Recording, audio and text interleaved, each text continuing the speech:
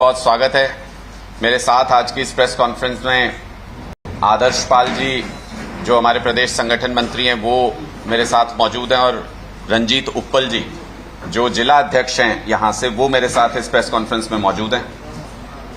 जो बदलती हुई परिस्थितियां हैं, जो कुछ दिन पहले भारतीय जनता पार्टी 400 पार का नारा दे रही थी और एक नैरेटिव एस्टेब्लिश करने की कोशिश कर रही थी, वो परिस्थितियां पूरी तरह से पलट गई हैं और भारतीय जनता पार्टी को 40 के लिए भी संघर्ष करना पड़ेगा। चीजें उस दिशा में जा रही हैं।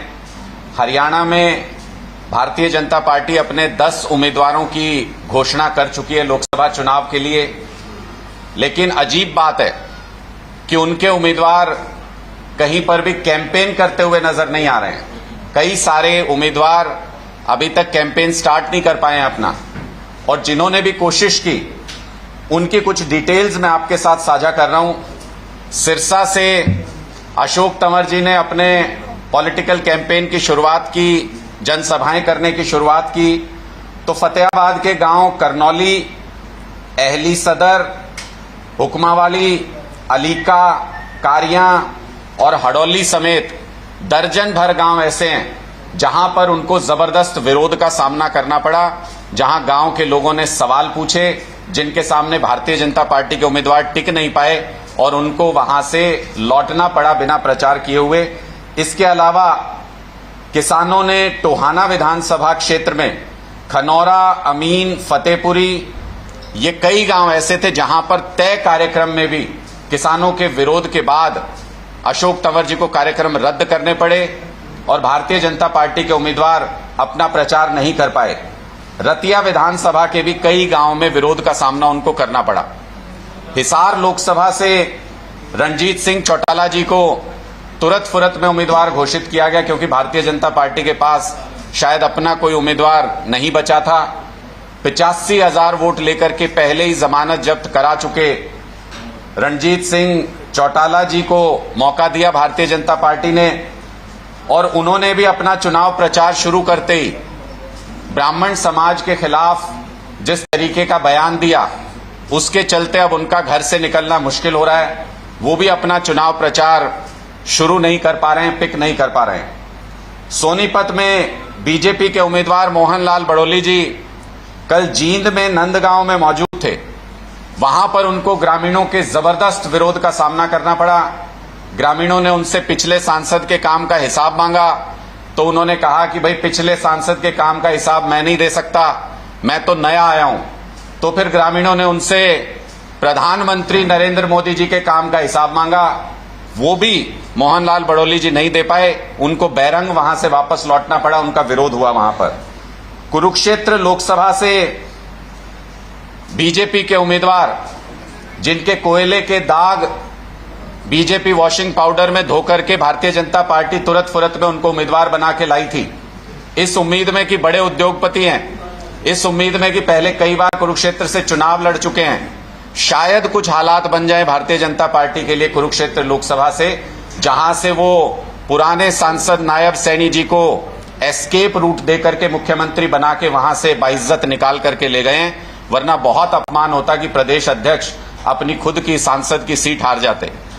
उन नवीन जिंदल जी को भी कलायत के अंदर जब वो पार्टी कार्यकर्ताओं के कार्यक्रम में पहुंचे तो भारतीय जनता पार्टी के कार्यकर्ताओं के ही जबरदस्त विरोध का सामना करना पड़ा और वो भी अपना कैंपेन, गांव में प्रचार अभियान शुरू नहीं कर पा रहे हैं। उनका भी किसी तरीके से अभियान का मोमेंटम नहीं बन पा रहा है। फरीदाबाद लोकसभा क्षेत्र में कृष्णपाल गुर्जर जी के ऊपर वायदा खिलाफी का आरोप लगाते हुए मोहाना गांव के ग्रामीणों ने उनका जबरदस्त विरोध किया कुछ दिन पहले ही। तो इस तरीके से हम हरियाणा में जिस तरफ भी देखते हैं वहां हमें नजर आता है कि जिन भी उम्मीदवारों ने भारतीय जनता पार्टी के चुनाव प्रचार की शुरुआत करने की कोशिश की, उनको जबरदस्त विरोध का सामना करना पड़ रहा है।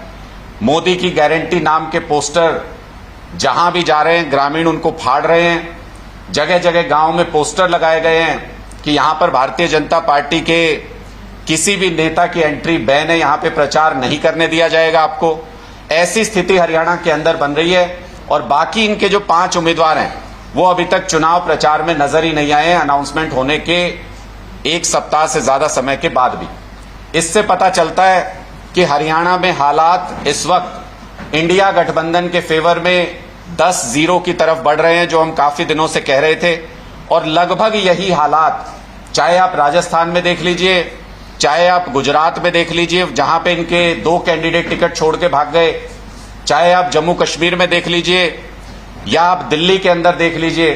भारतीय जनता पार्टी जिस नॉर्थ इंडिया से जबरदस्त मैंडेट लेकर के पिछली 2 बार से चुनाव जीतती रही है, वहां पर इस बार इनका जबरदस्त विरोध हो रहा है। इसलिए हम ये कह रहे थे कि 400 पार का नारा बुलंद करने वाली भारतीय जनता पार्टी को इस वक्त 40 पार के लाले पड़े हुए हैं। ये बहुत विकट स्थिति में फंस गए हैं। भारतीय जनता पार्टी के सारे कार्ड इन दिनों उल्टे पड़ रहे हैं।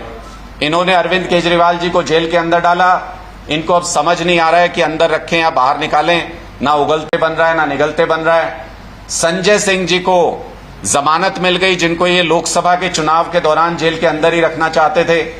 संजय सिंह जी को जमानत मिलना आम आदमी पार्टी के प्रत्येक कार्यकर्ता के लिए बेहद भावुक पल भी था और एक ऊर्जा से भरा हुआ क्षण भी था। पार्टी पूरी ताकत के साथ दोबारा से मैदान में है, संघर्ष के लिए तैयार है और इंडिया गठबंधन को भी जबरदस्त ऊर्जा संजय सिंह जी के जमानत पर बाहर आने से मिली है, जिसकी वजह से भारतीय जनता पार्टी के सारे इक्वेशन, सारी गणनाएं फेल हो गई हैं। भारतीय जनता पार्टी को समझ नहीं आ रहा है कि चुनाव प्रचार करें तो करें कैसे। ऐसी स्थिति में हम ये स्पष्ट करना चाहते हैं कि भारतीय जनता पार्टी साम दाम दंड भेद अपना कोई भी तरीका इस्तेमाल कर ले, इस लोकसभा चुनाव में सीधे नरेंद्र मोदी जी का, पहले ये मनगढ़ंत कहानियां बनाते थे भाई खट्टर का विरोध है और मोदी जी से कोई परहेज नहीं, लोगों को ऐसे ऐसे स्लोगन्स लाया करते थे।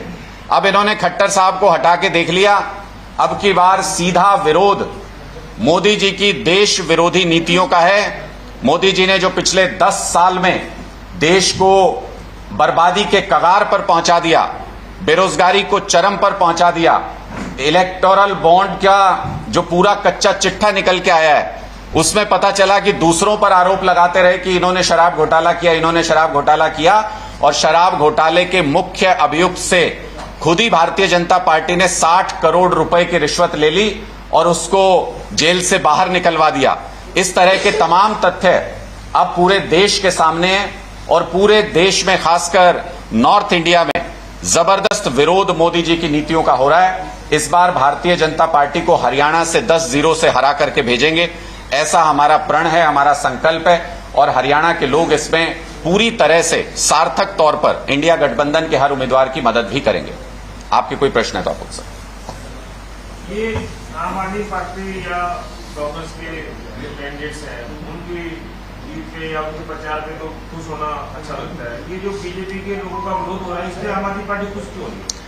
आम आदमी पीछे क्या लॉजिक है, समझ नहीं आता। आम आदमी पार्टी ये पूरे देश के समक्ष रखना चाहती है कि जिस तरीके से भारतीय जनता पार्टी नैरेटिव बना करके, पैसे का इस्तेमाल करके झूठी कहानियां लोगों के बीच में बेचना चाहती है कि मोदी जी की पॉपुलैरिटी आसमान पार कर गई है, जमीन से बहुत दूर हो गई है। दरअसल भारतीय जनता पार्टी, जमीनी हकीकत आज के दिन में यह है कि भारतीय जनता पार्टी का हर जगह पर विरोध हो रहा है, उनकी नीतियों का विरोध हो रहा है।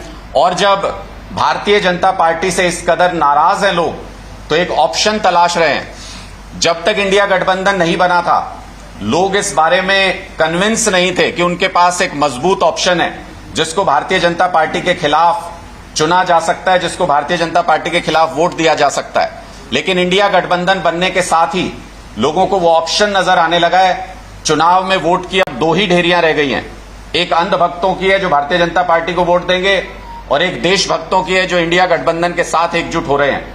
तो इसलिए भारतीय जनता पार्टी के चुनाव प्रचार का हर फेलियर इंडिया गठबंधन की कामयाबी की तरफ इशारा करता है।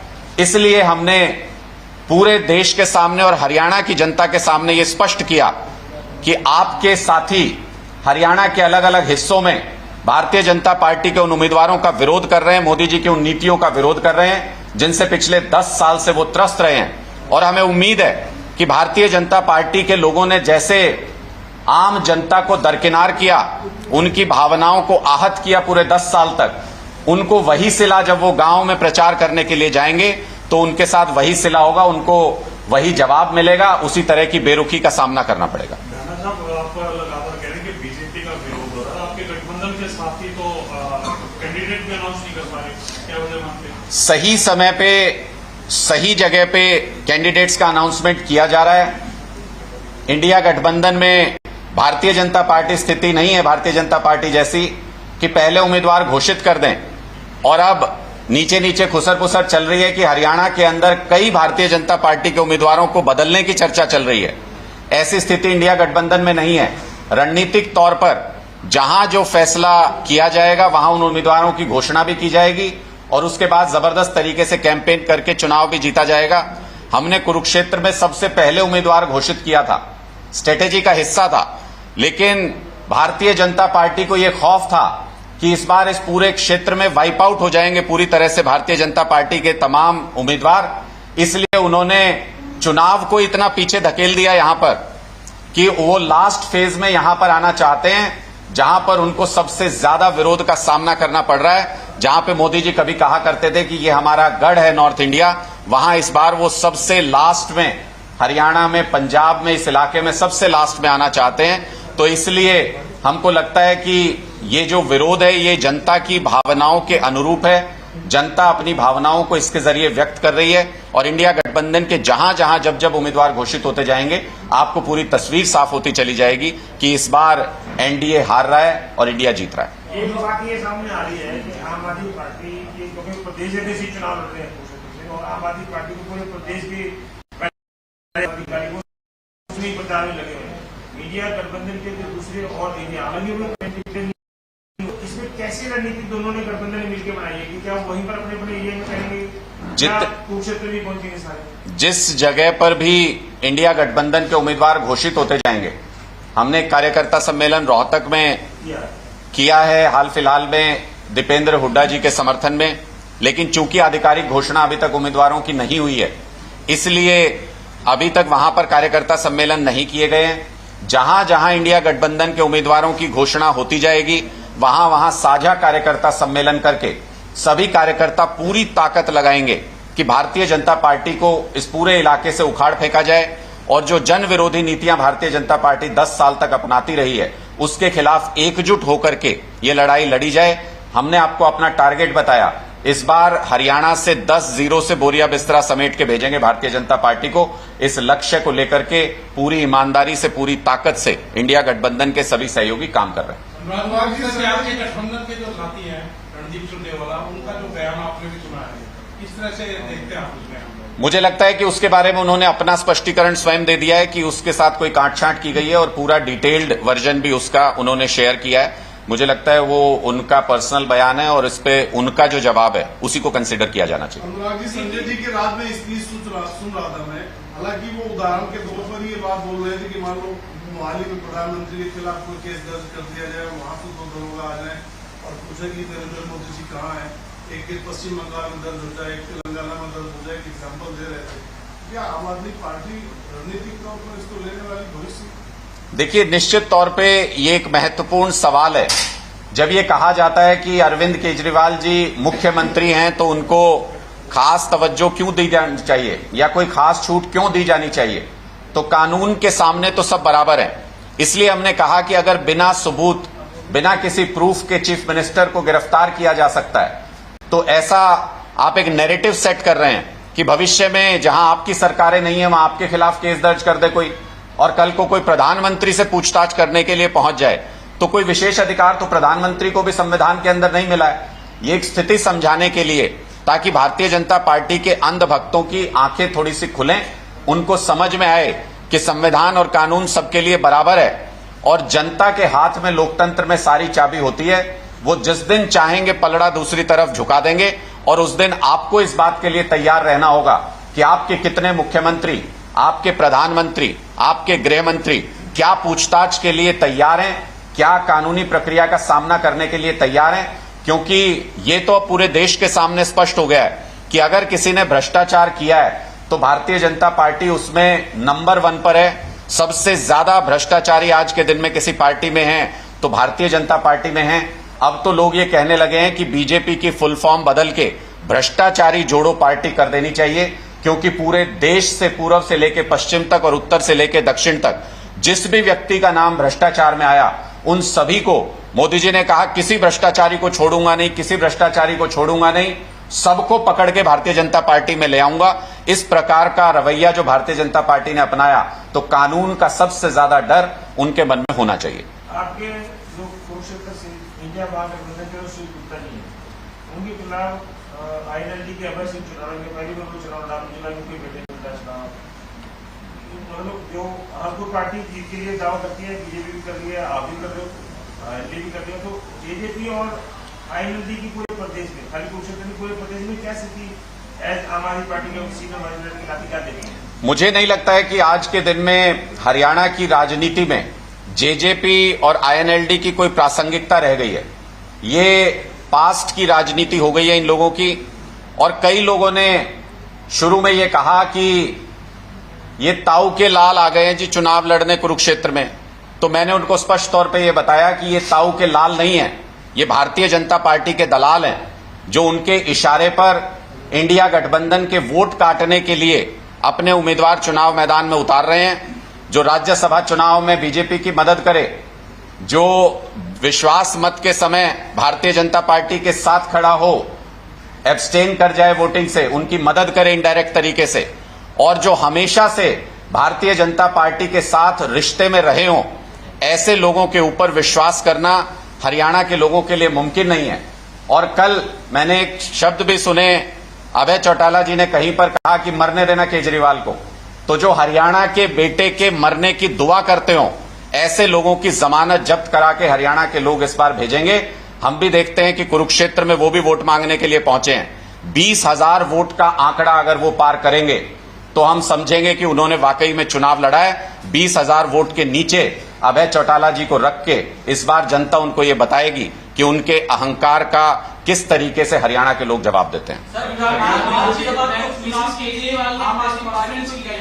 उसके पीछे एक फोटो लगी है भगत सिंह और डॉक्टर अम्बेडकर के बीच में, जो अरविंद केजरीवाल जी की फोटो लगाई गई है सलाखों वाली, क्या कारण है उसको? देखिए, स्पष्ट तौर पर पूरे देश के अंदर आज के दिन में इस बात को लेकर चर्चा है कि सबसे ईमानदार व्यक्ति जिसने लोगों को बिजली, पानी, स्कूल, अस्पताल देने के लिए संघर्ष किया, जिस पे पिछले 2 साल तक जांच करने के बाद भी आज तक भारतीय जनता पार्टी एक चवन्नी की बरामदगी नहीं करा पाई, ऐसे व्यक्ति को अगर राजनीतिक कारणों से सलाखों के पीछे भेजा जाता है तो पूरे देश को यह तस्वीर देखनी चाहिए कि आने वाले समय में, मैं कल मोदी जी का बयान भी पढ़ रहा था कि 75 साल हमने नागरिक अधिकारों के बारे में बात करने में बर्बाद कर दिए, अगले 25 साल सेक्रीफाइस के हैं, अगले 25 साल तक अपने नागरिक अधिकारों को भूल जाइए।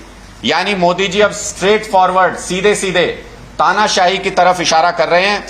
ऐसे तानाशाही सोच को, ऐसे तानाशाही व्यक्तित्व को लोग जवाब दे सकें और ईमानदार व्यक्ति का क्या हाल तानाशाही में होता है वो देख सकें, इसलिए ये तस्वीर पूरे देश में आज के दिन में वायरल है। हर आंख में ये तस्वीर बस चुकी है कि ईमानदार लोगों को, देश के लिए काम करने वाले लोगों को ये सलाखों के पीछे भेजते हैं। लोगों की भावनाएं आहत हैं, लोग इसका वोट के जरिए जवाब देंगे। अनुराग जी, करनाल विधानसभा का जो चुनाव होना है उसके लिए साझा कैंडिडेट होता है, फिर आम आदमी पार्टी अकेले चुनाव लड़ेगी? देखिए, मुझे नहीं लगता है कि करनाल विधानसभा का उपचुनाव होगा। हालांकि हाईकोर्ट ने एक रिट पिटीशन को खारिज किया है और चुनाव आयोग ने वहां पर यह दलील रखी कि मुंबई हाईकोर्ट ने जो फैसला दिया उसको चुनौती सुप्रीम कोर्ट में देने वाले है चुनाव आयोग, इसलिए हरियाणा हाईकोर्ट ने उस रिट को कंसीडर नहीं किया। मुझे लगता है सुप्रीम कोर्ट इसके बारे में फैसला करेगा, लेकिन यह बहुत स्पष्ट है नियमों में और कानून में कि 3 महीने के लिए विधायक नहीं चुना जाता कभी भी। 1 साल से कम समय अगर बचाओ किसी भी विधानसभा या लोकसभा का तो उस सदस्य का फैसला नहीं होता। मैं तो भारतीय जनता पार्टी से यह पूछना चाहता हूं कि अंबाला उपचुनाव के वक्त आपके माथे पे पसीना आ रहा था, आप वो चुनाव नहीं कराना चाहते थे, आपने नहीं कराया, लेकिन विधानसभा में सिर्फ 3 महीने के लिए विधायक बनाना चाहते हैं क्योंकि आपको पता है कि अगर आप विधायक नहीं बना पाए तो आपको नायब सैनी जी को, जो आनन फानन में बिना सोचे समझे आपने मुख्यमंत्री बनाया है, वो मुख्यमंत्री सितंबर के बाद नहीं रह पाएंगे, आपको चुनाव जल्दी अनाउंस कराना पड़ेगा। इसलिए भारतीय जनता पार्टी चुनाव आयोग का इस्तेमाल करके यहां पर उपचुनाव कराना चाहती है, लेकिन कानून सबके लिए बराबर है।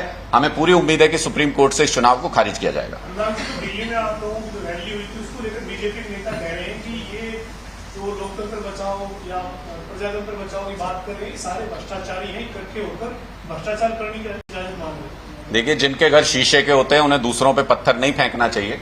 भारतीय जनता पार्टी को एक लिस्ट बना लेनी चाहिए कि उनके यहां कितने भ्रष्टाचारी हैं, और जब उस लिस्ट को वो पढ़ने लगेंगे तो मुझे लगता है चुनाव की वोटिंग तब तक हो चुकी होगी, इतनी लंबी वो फहरिस्त बन चुकी है। इसलिए जो अजीत पवार जी को चक्की पीसिंग का ज्ञान देते थे और बाद में गले लगा लिया, जो हेमंता विश्व शर्मा जी की बुकलेट निकालते थे बाद में मुख्यमंत्री बना दिया, जो नवीन जिंदल जी को सबसे बड़ा लुटेरा और चोर कहते थे, कोयला चोर कहते थे, उसको भारतीय जनता पार्टी में शामिल करा के अपना उम्मीदवार बना दिया, वो कम से कम ज्ञान देना बंद करें। भ्रष्टाचार के ऊपर जब भारतीय जनता पार्टी बोलती है तो लगता है कि वो खुद का बखान कर रहे हैं, बता रहे हैं कि हम कितने बड़े भ्रष्टाचारी हैं। तो इसलिए भारतीय जनता पार्टी और भ्रष्टाचार एक साथ नहीं जाते। ये दोनों शब्द, भारतीय जनता पार्टी की फुल फॉर्म मैंने आपको बताया, लोगों के जहन में अब भ्रष्टाचारी जोड़ो पार्टी के रूप में एस्टेब्लिश हो चुकी लेकिन है। आपने एक और दूसरे और नेता विपक्ष को बोलना है तो वॉशिंग मशीन में धुल के हो तो कहाँ भ्रष्टाचारी करेगा?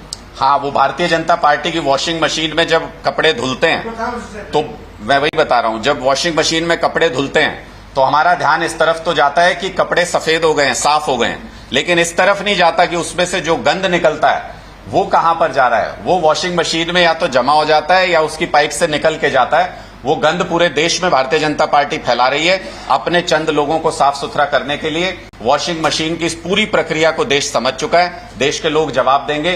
इन भ्रष्टाचारी नेताओं की कीमत पर देश के नागरिकों की मूलभूत सुविधाओं को खत्म नहीं किया जा सकता, इसलिए लोग अब अपने लिए संघर्ष कर रहे हैं, अपनी लड़ाई खुद लड़ रहे हैं। एक और मैं आधिकारिक सूचना आपके साथ साझा कर दूं, 7 अप्रैल का हमारा पूरे देश में अरविंद केजरीवाल जी की गिरफ्तारी के खिलाफ आम आदमी पार्टी का उपवास रखने का कार्यक्रम है। हरियाणा में भी कुरुक्षेत्र के अंदर ब्रह्म सरोवर के निकट आम आदमी पार्टी के सभी कार्यकर्ता 1 दिन का सांकेतिक उपवास रखेंगे और अरविंद केजरीवाल जी की तानाशाहीपूर्ण रवैये से जिस तरह से गिरफ्तारी की गई है उसका विरोध करेंगे। आप कोई प्रश्न पूछेंगे? मैं कहना चाह रही थी कि अभी लोकसभा चुनाव में आपका गठबंधन चल रहा है, विधानसभा चुनाव अभी हम आपको इंडिविजुअल लेकर चल रहे हैं। आने वाले टाइम में कोई आपकी पार्टी की विचारधारा से प्रभावित होकर पार्टी ज्वाइन करता है तो क्या उसे हम जुड़ा हुआ मानेंगे? देखिए, हम बहुत स्पष्ट तौर पे आम आदमी पार्टी के बारे में आप इसमें निश्चिंत रह सकते हैं कि आम आदमी पार्टी का बहुत हार्ड स्क्रूटनी प्रोसेस है। कोई भी व्यक्ति जब आम आदमी पार्टी को ज्वाइन करता है, हम पूरी तस्दीक करते हैं कि किसी भी इस तरीके की एक्टिविटी में वो शामिल ना हो, भ्रष्टाचार में शामिल ना हो, जिसके लिए कल को आम आदमी पार्टी को नीचा देखना पड़े। इसलिए इस बात के लिए निश्चिंत रहिए कि आम आदमी पार्टी में जो भी लोग जुड़ेंगे वो देश की भलाई के लिए, वो मजबूती के साथ ईमानदारी की लड़ाई को आगे बढ़ाने के लिए जुड़ेंगे। उनमें कोई ऐसी शख्सियत शामिल नहीं होंगे जिनके ऊपर इस तरीके के भ्रष्टाचार के बड़े कोई इस तरीके के आरोप लगे हुए हों, जिनके ऊपर किसी जांच में कुछ साबित हुआ हो। ऐसा कोई व्यक्ति आम आदमी पार्टी में शामिल नहीं होगा। हरियाणा के मंत्री कह रहे हैं कि आप अरविंद केजरीवाल को नैतिकता के आधार पर इस्तीफा दे देना चाहिए, वो जेल में चले। ये कौन से मंत्री हैं? जैसे एक तो मैंने सुना था कि पूर्व शिक्षा मंत्री ऐसा कह रहे थे, अगर मैंने ठीक सुना तो। वर्तमान कृषि मंत्री। हाँ, मैं यही बताना चाहता हूं कि पहले तो नैतिकता के आधार पर उनको नया मंत्रालय स्वीकार नहीं करना चाहिए था। बताइए, कंवरपाल गुर्जर जी तो नहीं, उन्होंने कहा तो वो बयान उन्होंने ही दिया था। कंवरपाल गुर्जर जी को मैं ये कहना चाहता हूं कि दूसरों को नसीहत देने से पहले उनको अपनी नैतिकता दिखानी चाहिए। उनको नया मंत्रालय स्वीकार नहीं करना चाहिए था। उनको शायद समझ नहीं आया कि वो विधानसभा में एक आंकड़ा पढ़ नहीं पाए थे। वो जिस तरीके से एक छोटी सी बच्ची के सवाल का जवाब नहीं दे पाए थे वोकेशनल एजुकेशन से संबंधित, इसलिए भारतीय जनता पार्टी ने यह माना है कि शिक्षा से आपका कोई लेना देना नहीं, इसलिए शिक्षा मंत्री पद से आपको हटा के फेंक दिया गया। अगर थोड़ी भी नैतिकता होती तो नया मंत्रालय स्वीकार नहीं करते। लेकिन कहते हैं कि गैरत उनमें होती है जिनके अंदर कोई हिम्मत होती है मुकाबला करने की, या जिन्होंने कुछ लोगों का प्यार हासिल किया हो अपने दम पर। ये बेगैरत लोग हैं, हाथ जोड़ के जो मिलता है उसको स्वीकार कर लेते हैं। मैं इतना भर कहना चाहता हूं।